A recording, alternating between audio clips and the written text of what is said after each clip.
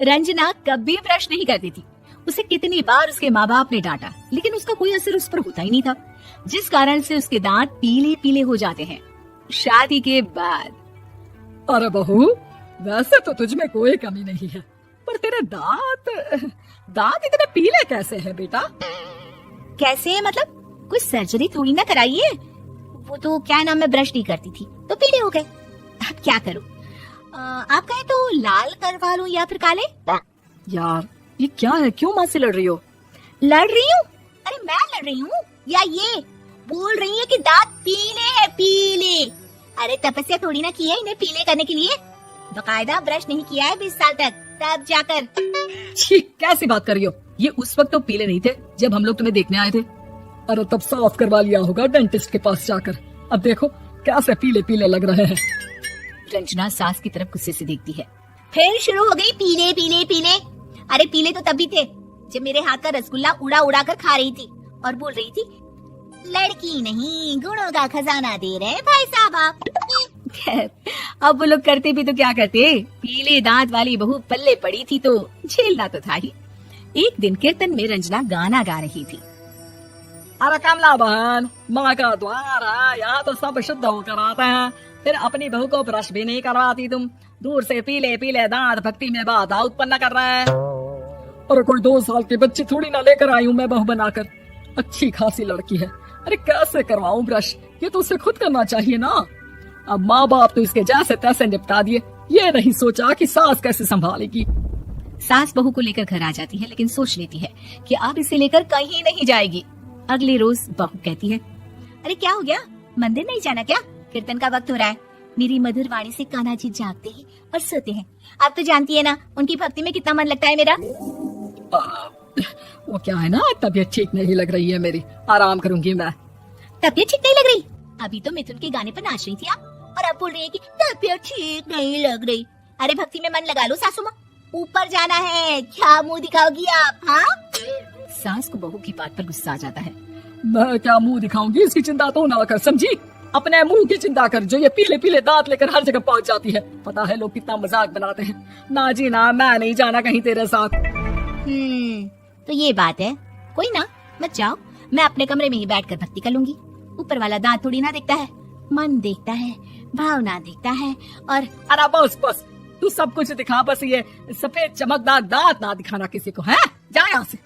बहू को सास की बात का कोई फर्क नहीं पड़ता, वो तो जैसी थी वैसी ही रह जाती है। सुबह नहाकर किचन में खाना बनाना, फिर खाना खाना, कीर्तन भजन करना और सो जाना। एक दिन, माँ जी मैं सहेली के घर जा रही हूँ, शाम को लेट आऊंगी। हाँ तो जाना, मैंने कौन सा तेरी आरती करनी है घर पर बैठकर। रंजना सहेली के घर जाती है, जहाँ वो पार्टी में जाने की तैयारी कर रही होती है। अरे शिखा, कहाँ जाने की तैयारी कर रही है? मैं गलत वक्त पर आ गई क्या? अरे नहीं यार, उल्टा सही वक्त पर आ गया। मैंने ये साड़ी और ज्वेलरी निकाली है यार, शाम को इनके ऑफिस की एक पार्टी में जाना है। बताना कैसा लग रहा है ये सब? नहीं यार, इस ड्रेस के साथ तो वो वाली ज्वेलरी अच्छी लगेगी। हाँ सही बोल रही है, मैंने ध्यान ही नहीं दिया। वैसे तो हमेशा से मस्त फैशन सेंस रखती है। तो बड़ा जाती होगी ना पति के साथ पार्टी में। रंजना कुछ नहीं बोलती, बस सोचती है कि यार काश ये बात सही हो जाती, पर मैं क्यों नहीं जाती पार्टी में? क्या इन लोगों की कोई पार्टी होती नहीं होगी?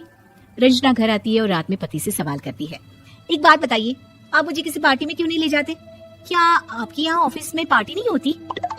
पति बेचारा क्या कहता कि दांत पीले हैं तुम्हारे इसलिए। अरे कोई पार्टी होती नहीं हम लोगों के ऑफिस में, तो कहाँ से लेकर जाऊं? और मार्केट, मॉल, कहीं वीकेंड घूमना, कहीं तो। अरे यार सारे हफ्ते में एक छुट्टी मिलती है, तो सोचता हूँ कि आराम ही कर लूं। क्यों? रंजना मन मार के रह जाती है। पहले कभी सास के साथ मंदिर जाया करती थी, लेकिन वो भी सास ने ले जाना बंद कर दिया। घर बैठी बैठी रंजना बोर हो जाती है, तभी उससे आइडिया आता है और वो बाइक के जाने का सोचती है। सासू माँ, 2 दिनों के लिए मम्मी के घर जा रही हूँ। अच्छा ठीक है, आराम से जा। और हाँ, माँ से कुछ अच्छी आदत सीख कर आना कि कैसे शरीर के हर भाग की तरह दांतों की सफाई भी जरूरी होती है, समझी? शुरू हो गई ना आप। वो लोग आपकी तरह नहीं है कि छोटी छोटी बात का बतंगड़ बना दे। उन लोगों के लिए मैं मायने रखती हूँ, ना कि मेरे पीले पीले दांत।